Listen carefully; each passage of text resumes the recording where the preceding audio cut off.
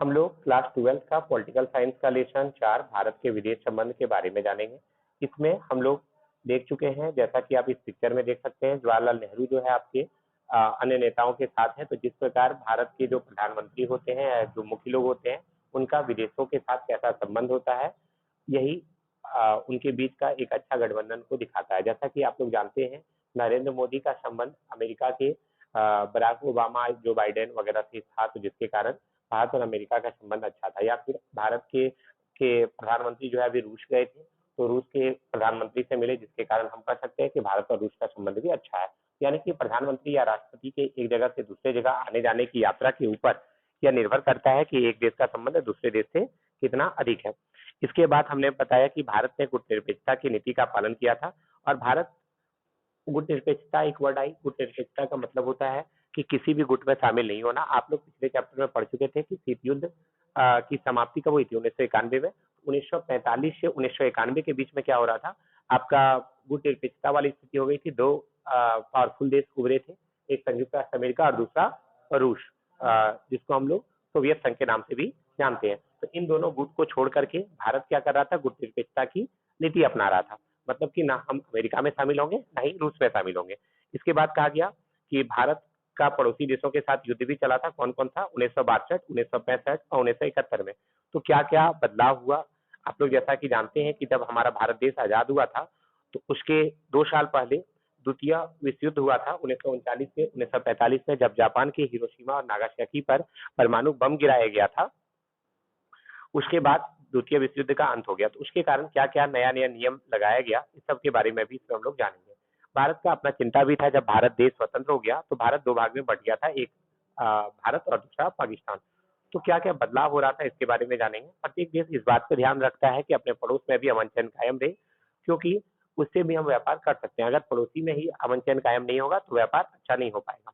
इसके अलावा विकासशील देश जो अपना नियम कानून बनाते थे, उसमें इस बात पर ध्यान रखते थे कि विदेशों से एक अच्छा संबंध बनाया जा सके, विशेष करके विकसित देशों के साथ, ताकि उनसे हम लोग कुछ फायदा ले सके। आप लोग अभी भी जानते हैं, हम लोग जो फोन यूज करते हैं, रेडमी, रियलमी, ये सब फोन आपका चाइना से आता है। वहीं आपका आईफोन की बात करें तो वो आपका अमेरिका से आता है। सैमसंग की बात करें तो उत्तर कोरिया से आता है। इंडिया अभी तक कोई भी फोन नहीं बना पाई है। तो ऐसी स्थिति में अगर विदेशों से अच्छा संबंध रहेगा तो ही सारा सामान का आदान प्रदान हो सकता है।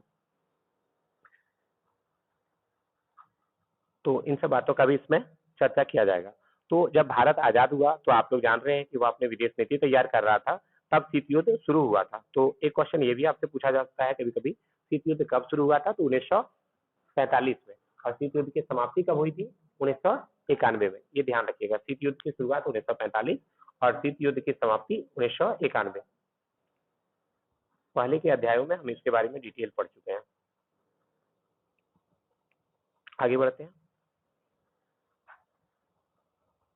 अब आता है संवैधानिक सिद्धांत। भारतीय संविधान के अनुच्छेद 51 में अंतर्राष्ट्रीय शांति और सुरक्षा के बढ़ावे के लिए राज्य के नीति निर्देशक सिद्धांत का हवाला दिया गया है। इसमें कहा गया है, अंतर्राष्ट्रीय शांति और सुरक्षा की अभिवृद्धि का राष्ट्रों के बीच न्याय संगत और सम्मानपूर्ण संबंध बनाने का, संगठित लोगों के एक दूसरे के व्यवहार में अंतर्राष्ट्रीय विधि और संधि बाध्यताओं के प्रति आदर बढ़ाने का, मतलब कई बातों की इसमें चर्चा की गई है। अब आता है गुट निरपेक्षता की नीति क्या है। तो मैंने अभी शॉर्ट में बताया था कि किसी भी गुट में शामिल नहीं होना गुट निरपेक्षता कहलाता है। अतः भारतीय राष्ट्रीय आंदोलन अपने आप में कोई स्वतंत्र घटना नहीं है। पूरी दुनिया में उपनिवेशवाद और साम्राज्यवाद के विरुद्ध संघर्ष चल रहा था। इसी बीच में भारतीय राष्ट्रीय आंदोलन भी इसी विश्वव्यापी संघर्ष का हिस्सा था। इस आंदोलन का असर एशिया और अफ्रीका के कई मुक्ति आंदोलनों पर पड़ा। आजादी मिलने से पहले भी भारत के राष्ट्रवादी नेता दुनिया के अन्य उपनिवेशों में मुक्ति संग्राम चला रहे नेताओं के संपर्क में थे। सभी नेता उपनिवेश और साम्राज्यवाद के विरुद्ध एक साझी लड़ाई लड़ रहे थे। नेताजी सुभाष चंद्र बोस ने दूसरे विश्व युद्ध के दौरान इंडियन नेशनल आर्मी INA का गठन किया था। ये तो आप सभी जानते हैं। अब आता है, इससे साफ साफ जाहिर होता है स्वतंत्रता आंदोलन के दौरान भारत का संबंध विदेशों से रहे थे। अब क्योंकि सुभाष चंद्र बोस जब दूसरे विश्व युद्ध के दौरान गठन किए थे, तो उस टाइम में आपका ये जर्मनी से मिले थे। जर्मनी के तानाशाह कौन थे उस टाइम, हिटलर, उससे भी मिले थे। तो भारत का संबंध दूसरे देशों से भी रहा है। किसी राष्ट्र की विदेश नीति से उसके अंदरूनी और बाहरी सरोकारों की झलक मिलती है। भारत का स्वतंत्रता आंदोलन जिन उदार विचारों से प्रेरित था, उनका असर भारत की विदेश नीति पर भी पड़ा। बहरहाल भारत को जिस वक्त आजादी हासिल हुई, उस समय शीत युद्ध का दौर भी शुरू हो चुका था। तो शीत युद्ध के दौरान क्या हो रहा था, दुनिया दो देशों में, दो खेमों में बट रही थी। एक का नेतृत्व कौन कर रहा था, ये जस्ट बताइए। संयुक्त राज्य अमेरिका, और दूसरे का सोवियत संघ।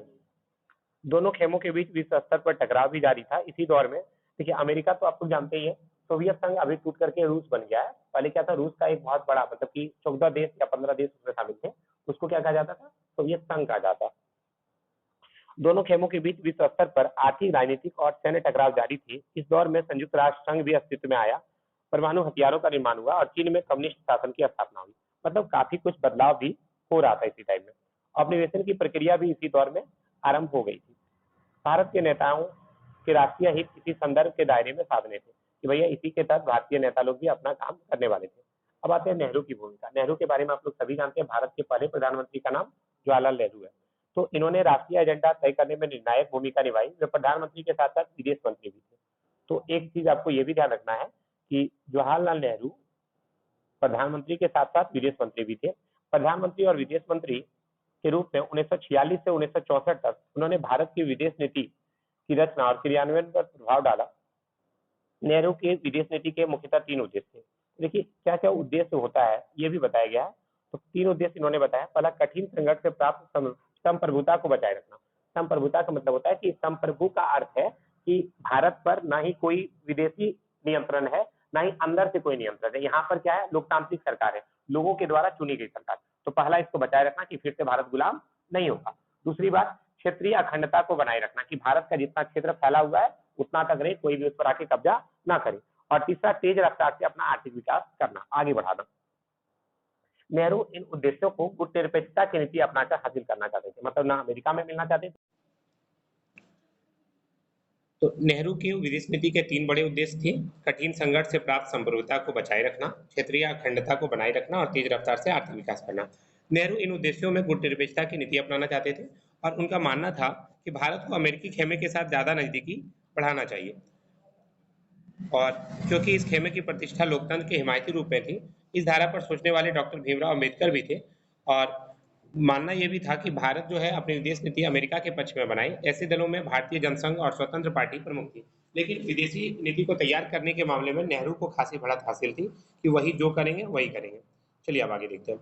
दो खेमों से दूरी, ये दो खेमा था ना, एक सोवियत संघ और दूसरा अमेरिका। आजाद भारत की विदेश नीति में शांतिपूर्ण विश्व का सपना था। इसके लिए भारत ने गुटनिरपेक्षता की नीति का पालन किया। भारत ने इसके लिए शीत युद्ध से उपजे तनाव को कम करने की कोशिश की। उन्होंने संयुक्त राष्ट्र संघ के शांति अभियानों में अपनी सेना भेजी। आप पूछ सकते हैं शीत युद्ध के दौरान भारत किसी खेमे में क्यों नहीं शामिल हुआ? क्योंकि भारत अमेरिका और सोवियत संघ की अगुवाई वाले सैन्य गठबंधन से अपने को दूर रखना चाहता था। भारत बहुत होशियार था, इस वजह कि झुट्टों का अगर एक का पक्ष लेते हैं तो दूसरा से लड़ाई हो जाएगा, दूसरा का पक्ष लेंगे तो पहली से लड़ाई हो जाएगा। इससे अच्छा हम किसी में शामिल होंगे ही नहीं। अब आता है समकालीन विश्व राजनीति की किताबें आप पढ़ चुके हैं। शीत युद्ध के समय में अमेरिका ने उत्तर अटलांटिक संधि संगठन नाटो बनाया था। क्या बनाया था? नाटो। और सोवियत संघ ने इसके विरोध में क्या बनाया था? वार्सा संधि बनाया था। ये दोनों आप पढ़ चुके थे।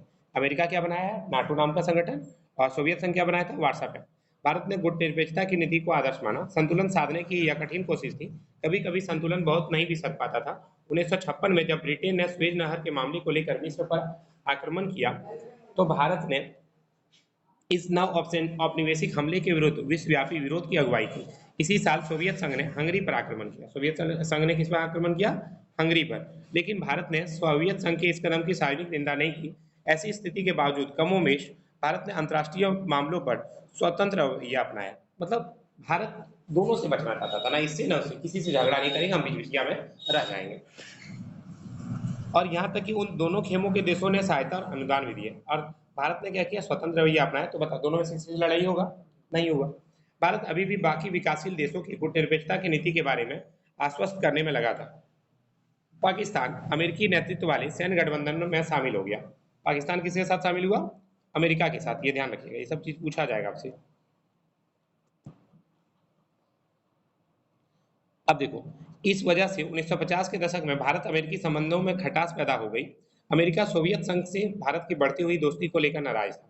देखो, भारत लेकिन किससे ज्यादा दोस्ती कर रहा था? सोवियत संघ से। ठीक है। अब आता है अपने पिछले अध्याय, बस वही सारी चीजें पढ़ लीजिएगा। जो मेन चीज है हम वही चीज पे ध्यान देंगे। एफ्रो एशियाई एकता, अब एक वर्ड आता है। भारत के आकार, अवस्थिति और शक्ति संभावना को भांपकर नेहरू ने विश्व के मामले में, खासकर एशियाई मामलों में भारत के लिए एक बड़ी भूमिका निभाने का स्वप्न देखा था। 1940 और 1950 के दशकों में नेहरू बड़े मुखर स्वर में एशियाई एकता की पैरोकारी करते रहे। नेहरू की अगुवाई में भारत ने 1947 में ही मार्च में ही एशियाई संबंध सम्मेलन का आयोजन कर डाला था, जबकि अभी भारत को आज़ादी मिलने में 5 महीना शेष था। मतलब पहले से ही एशियाई संबंध सम्मेलन कर लिया, कि चाह रहा था कि भाई सभी लोगों से हम मिल करके रहे। भारत ने इंडोनेशिया की आज़ादी के लिए भी काफ़ी भरपूर प्रयास किया। भारत चाहता था कि इंडोनेशिया डच औपनिवेशिक शासन से यथासंभव मुक्त हो जाए। हम लोग किसमें गुलाम थे? अंग्रेजों के। इंडोनेशिया किसका गुलाम है? डच वाले का। अब बोलेंगे सर डच क्या है? जिस तरह बोले ना कि हम लोग इंग्लैंड वाले का गुलाम थे। इंग्लैंड को देश का नाम है, तो डच भी आपका वो देश का नाम है। डच किसको गुलाम बना के रखा था? इंडोनेशिया को। इसके लिए भारत ने 1949 में इंडोनेशिया की स्वतंत्रता संग्राम के समर्थन में एक अंतर्राष्ट्रीय सम्मेलन किया। भारत अनुनिवेशीकरण की प्रक्रिया का प्रबल समर्थक था। उसने पूरी दृढ़ता से नस्लवाद का, खासकर दक्षिण अफ्रीका में जारी रंगभेद का भी विरोध किया। इंडोनेशिया के एक शहर बाडुंग में, अब देखो एक नाम आता है बाडुंग का, इंडोनेशिया के एक शहर बाडुंग में एफ्रो एशियाई सम्मेलन 1955 में हुआ। आमतौर पर हम इसे किस नाम से जानते हैं? तो बाडुंग सम्मेलन। होता क्या है, जिस जगह पे इंडोनेशिया के एक शहर बाडुंग में क्या हुआ? एफ्रो एशियाई सम्मेलन 1955 में हुआ था, और आमतौर पर इसको हम लोग किस नाम से जानते हैं? बाडुंग सम्मेलन के नाम से जानते हैं। एक चीज हम पहले भी बताए थे, जब भी जिस जगह पे सम्मेलन होता है वही जगह का नाम पड़ जाता है। आप लोग जैसे जानते हैं, क्लास 10 में पढ़े थे वीना सम्मेलन, वीना शांति समझौता को वीना सम्मेलन बोला गया, क्योंकि उसी जगह पे हुआ था। तो जो जिस जगह पे होता है वही सम्मेलन का नाम भी पड़ जाता है। अफ्रीका और एशिया के नव स्वतंत्र देशों के साथ भारत के बढ़ते संपर्क का यह चरम बिंदु था। बाडुंग सम्मेलन में ही गुटनिरपेक्ष आंदोलन की नींव पड़ी। अब देखो, अगर पूछा जाए कि गुटनिरपेक्ष आंदोलन की नींव कब पड़ी, तो बाडुंग सम्मेलन में पड़ी। हाँ, घर में बना लीजिएगा पूरा। गुटनिरपेक्ष आंदोलन का पहला सम्मेलन 1961 के सितंबर में बेलग्रेड में हुआ। ठीक है, और गुटनिरपेक्ष मतलब बता ही दिए। और इसमें मेन महत्वपूर्ण भूमिका किसकी रही थी? जवाहरलाल नेहरू की। अब देखो, चीन के साथ शांति संघर्ष, आप हालांकि पहले भी पढ़ सकते हैं। अध्याय 1 में आपका दिया हुआ था कि गुटनिरपेक्ष सम्मेलन में कौन कौन शामिल थे? इंडोनेशिया के सुकर्नो, घाना के वामे अनुक्रमा, था ना? याद आया? नहीं याद आया तो पढ़िएगा जा करके आप लोग एक बार लेसन 1, उसमें सारा दिया हुआ था। अब आता है चीन के साथ शांति और संघर्ष। पाकिस्तान के साथ अपने संबंधों के विपरीत आज़ाद भारत ने चीन के साथ अपने रिश्तों की शुरुआत बड़े दोस्ताना ढंग से की। भारत किससे मिल गया? चीन को दोस्त बना रहा था। चीनी क्रांति कब हुई थी? 1949 में हुई थी। ये डेट आपको याद रखना है। चीनी क्रांति कब हुई? तो 1949 में हुई। इस क्रांति के बाद भारत चीन की कम्युनिस्ट सरकार को मान्यता देने वाले पहले देशों में एक था। पश्चिमी प्रभुत्व के चंगुल से निकलने वाले इस देश को लेकर नेहरू के हृदय में गहरे भाव थे। उन्होंने अंतर्राष्ट्रीय फलक पर इस सरकार की मदद की। नेहरू के कुछ सहयोगियों, मसलन सरदार वल्लभ भाई पटेल को आशंका थी कि आगामी दिनों में चीन भारत पर चढ़ाई कर सकता है। देखो, सरदार वल्लभ भाई पटेल अगर भारत के प्रधानमंत्री अगर होते ना, तो आज भारत की कथा कुछ और हो सकती थी। ये वास्तविकता है। लेकिन उस वक्त जवाहरलाल नेहरू का सबसे बड़का सपोर्टर था महात्मा गांधी, और महात्मा गांधी को एक बहुत बड़ी लोकप्रियता हासिल थी। और महात्मा गांधी बोला कि नहीं, हम जवाहरलाल नेहरू को ही प्रधानमंत्री बनाएंगे। और सरदार वल्लभ भाई पटेल महात्मा गांधी की किसी भी बात को ना नहीं कर सकते थे। तो उन्होंने कहा ठीक है, आप जैसे कहिएगा महात्मा जी, हम बात मान लेंगे। लेकिन ये बहुत ज़्यादा दूर तक सोचने वाले थे सरदार वल्लभ भाई पटेल। और सरदार वल्लभ भाई पटेल अर्थशास्त्री भी थे। अर्थशास्त्र उन्होंने बहुत ज़्यादा पढ़ा था। उन्होंने आकलन भी लगाया प्रति व्यक्ति आय के बारे में। तो इतना टैलेंटेड आदमी को तो बनाने नहीं दिया, लेकिन ये पहले से सब चीज़ सोचल था। लेकिन नेहरू जी सोच रहे थे कि भारत पर चीन कहीं आक्रमण कर ही नहीं सकता है। लेकिन आने वाले समय में चीन ने भारत पर आक्रमण भी किया है। ठीक है, तो बहुत दिनों से भारत की चीन से लगती सीमा पर सेना के बजाय अर्धसैनिक बल रखवाली कर रहे थे। अब देखो आगे क्या होता है। खैर, शांतिपूर्ण सहअस्तित्व के 5 सिद्धांतों यानी पंचशील की घोषणा भारत के प्रधानमंत्री नेहरू और चीन के प्रमुख चाउ एन लाई ने संयुक्त रूप से 29 अप्रैल 1954 को की। पंचशील की घोषणा। पंचशील में कितना सिद्धांत है? 5 सिद्धांत है। और ये वास्तव में था क्या? ये सिद्धांत भारत और चीन का दोनों का दोस्ती का प्रतीक था, पंचशील समझौता। ठीक है, और जब भी भारत और चीन के नेता एक दूसरे के देश का दौरा करते थे तो उनके स्वागत में बहुत बड़ी भीड़ जुटती थी उस टाइम में। अब आता है चीन का आक्रमण 1962। जैसा कि किसने सोचा था? सरदार वल्लभ भाई पटेल ने, कि भारत के ऊपर चीन आक्रमण करेगा। आने वाले समय में वही हुआ। 1962 में आक्रमण हो गया। किसके द्वारा? चीन के द्वारा। किसके ऊपर? भारत के ऊपर। तो देखो, चीन के साथ भारत के इस दोस्ताना रिश्ते में दो कारण से खटास आई गई। चीन ने 1950 में तिब्बत पर कब्जा कर लिया। चीन ने 1950 में किस पर कब्जा कर लिया? तिब्बत पर। और भारत और चीन के बीच जो ऐतिहासिक रूप से जो एक मध्यवर्ती राज्य बना करके चला आ रहा था वह खत्म हो गया। शुरू में भारत सरकार ने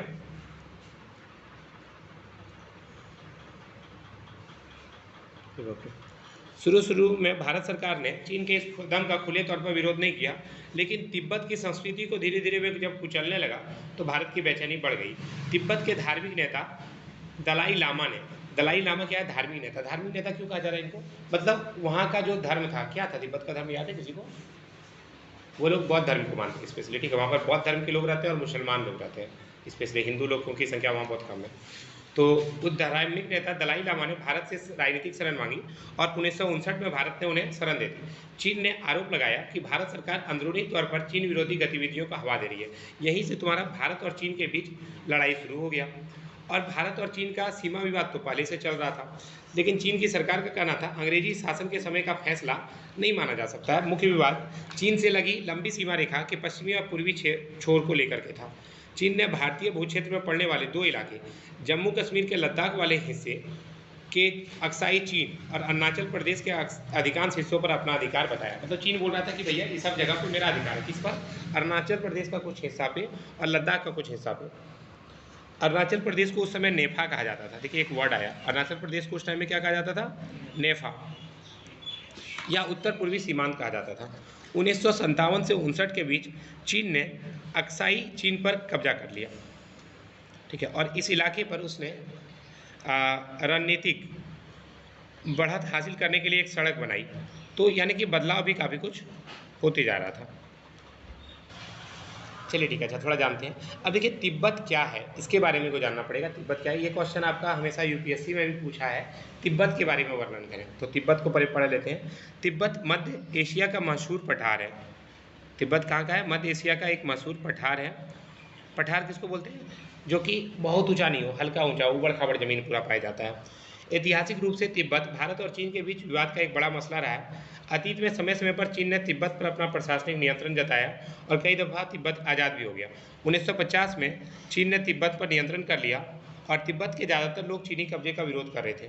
1954 में जब भारत और चीन के बीच पंचशील समझौते पर हस्ताक्षर हुए तो इसके प्रावधान में एक बात यह भी शामिल थी कि दोनों देश एक दूसरे की क्षेत्रीय संप्रभुता का सम्मान करेंगे। लेकिन चीन ने इस प्रावधान का अर्थ लगाया कि भारत तिब्बत पर चीनी दावेदारी की बात कर रहा है। 1956 में चीनी शासनाध्यक्ष, मतलब शासन की चीन का जो मुख्य आदमी था, प्रधानमंत्री एक टाइप का समझ लीजिए आप, चाउ एन लाई, एक व्यक्ति का नाम है चाउ एन लाई, चौमिन नहीं है, भारत के आधिकारिक दौरे पर आए तो साथ ही तिब्बत के धार्मिक नेता दलाई लामा भी भारत पहुंचे।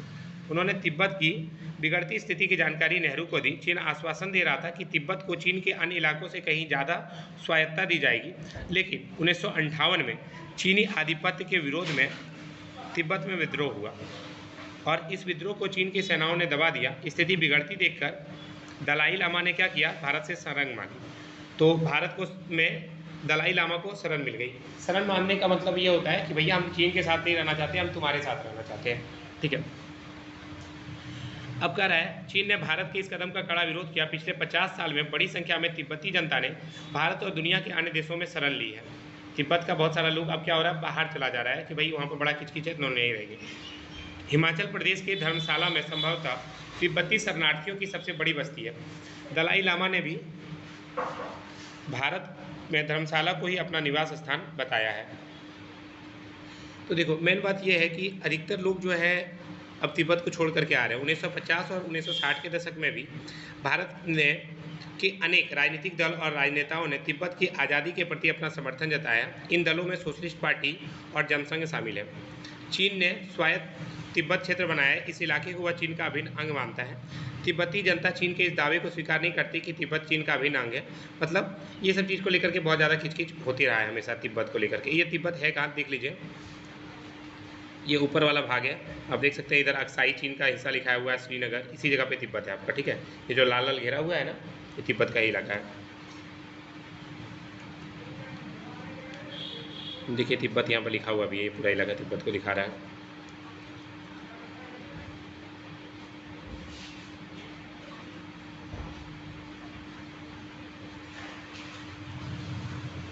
एक क्वेश्चन ये भी आता है कि चीन के साथ विवाद कब हुआ था, सीमा विवाद कब हुआ था।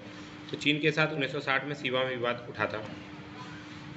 ये सब तो अभी हम पढ़ ही लिए थे। यहाँ पर देखिए एक नाम आया है वीके कृष्ण मेनन का। राजनयिक और मंत्री 1934 से 1947 के बीच इंग्लैंड की लेबर पार्टी में सक्रिय, इंग्लैंड में भारतीय उच्चायुक्त और बाद में संयुक्त राष्ट्र में भारतीय प्रतिनिधि मंडल के मुखिया, राज्यसभा के सांसद और बाद में लोकसभा सांसद भी रहे। 1956 से संघ कैबिनेट के सदस्य, 1957 से रक्षा मंत्री, 1962 में भारत चीन युद्ध के बाद इस्तीफा। तो एक क्वेश्चन आप यहाँ से मैंने लिख लीजिएगा, इसको पढ़ लीजिएगा, उतना लिखिएगा क्यों। भारत चीन युद्ध कब हुआ है? 1962 में। तो पहले भी टिक लगा चुके हैं तो फिर दोबारा नहीं लगाएंगे। अब देखिए आगे बढ़ते हैं। यहाँ तक तो हम लोग पढ़ लिए थे। चीन हमला कब किया है? 1962 में। चीन ने 1962 के अक्टूबर में दोनों विवादित क्षेत्रों में बड़ी तेजी और व्यापक स्तर पर हमला किया। पहला हमला कितना दिन तक चला था? 1 सप्ताह तक चला था और इसने काफ़ी हद पर कब्जा भी कर लिया। हमले का अगला दौरा नवंबर महीने में चला। लद्दाख से लगे पश्चिमी मोर्चे पर भारतीय सेना ने चीन की बढ़त भी रोकी।